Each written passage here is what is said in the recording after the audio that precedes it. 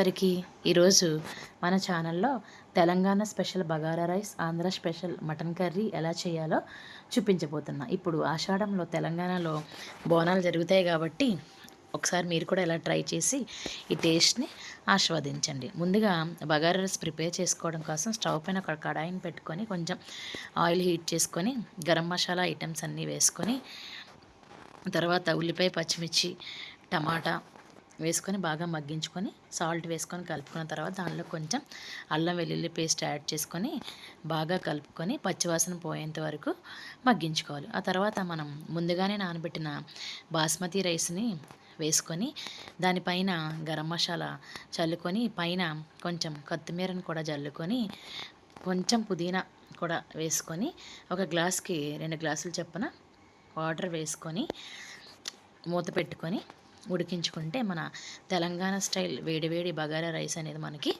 Ready అయిపోతుంది. Andhra special mutton curry ఎలా చేయాలో తెలుసుకుందాం. నేనైతే ఈ స్పెషల్ మటన్ కర్రీ కోసం యూజ్ చేసిన మెయిన్ ఇంగ్రీడియంట్స్ ఏంటంటే పచ్చి కొబ్బరి, గసగసాలు, జీడిపప్పు. గసగసాలు, జీడిపప్పుని ముందుగానే నానబెట్టుకొని పచ్చి కొబ్బరి, గసగసాలు, జీడిపప్పు కలిసి పేస్ట్ లాగా పట్టేసి పక్కన పెట్టాను. తర్వాత ఒక కుక్కర్ తీసుకొని మనం ముందుగానే శుభ్రం చేసుకున్న మటన్ వేసి కొంచెం పసుపు వేసి తగిన నీళ్ళు వేసుకొని ఒక 6 to 8 విజిల్స్ వచ్చేంత వరకు ఆ మటన్ని ఉడికించుకొని పక్కన పెట్టుకోవాలి. ఇప్పుడు స్టవ్ పైన ఒక కడాయిని పెట్టుకొని దానిలోకి ఆయిల్ని వేసుకొని మొత్తం మసాలా ఐటమ్స్ అన్నీ వేసుకొని కొంచెం కరివేపాకు కూడా వేసుకొని తర్వాత ఉల్లిపాయ, పచ్చిమిర్చి కూడా వేసుకొని బాగా కలుపుకొని మూత పెట్టుకోవాలి.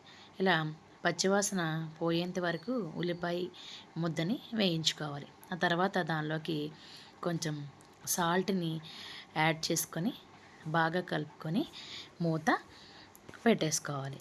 ఆ తర్వాత కొంచెం సేపు తర్వాత దానిలోకి టమాటా పేస్ట్ని కూడా యాడ్ చేసుకోవాలి. ఈ టమాటా పేస్ట్ని కూడా యాడ్ చేసుకొని పచ్చివాసన పోయేంత వరకు బాగా మగ్గించుకోవాలి.